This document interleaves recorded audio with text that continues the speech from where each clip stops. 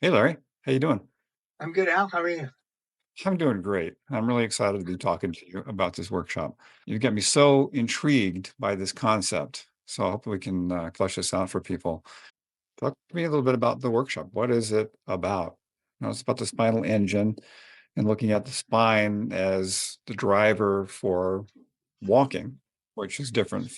What? It's really different than kind of the classic models in movement science and kinesiology about walking, because it's mostly looked at as something that the legs do, carrying Mhm. the body around. I don't know if it's too strong to say, but I think it vindicates Moshe's perspective. And so talk to me a little bit more about that. Tell me more about that. The spinal engine, how that works with Moshe's concepts of walking and mobilization and all that. All right, so Serge Krakovetsky, the guy who developed the model, was an engineer really who's interested in mechanics, biomechanics. And he came up with this idea that what drives walking is the building up and releasing of potential energy in the spine. So that when you shift weight and side bend, that creates a twist, and that twist in the spine gets unlocked with every step.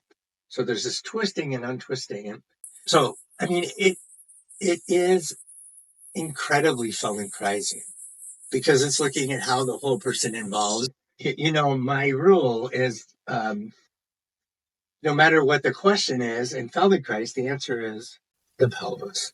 So this is the movement of the pelvis plays a role in this um, because it's the muscles connecting the pelvis and the spine that are part of what's driving it.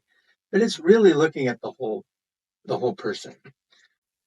So about the workshop's called Unlocking the Spinal Engine because the spinal engine describes also in a very Moshe-like way we move when we move as well as we can, right? Moshe would have called that ideal movement, optimal movement.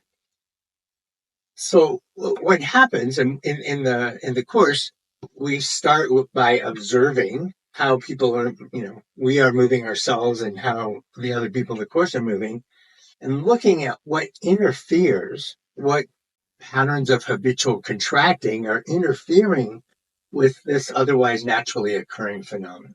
And we don't have to teach them how to do that. We just have to get rid of what's impeding it.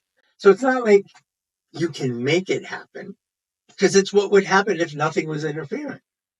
Right. So we're looking at how people generally interfere with this and relate it to how they stand in their everyday unconscious for most of us way, and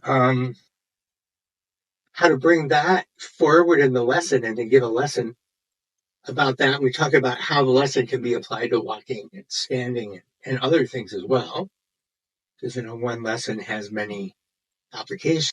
And then we go through the techniques of doing this, that are particular to the lesson.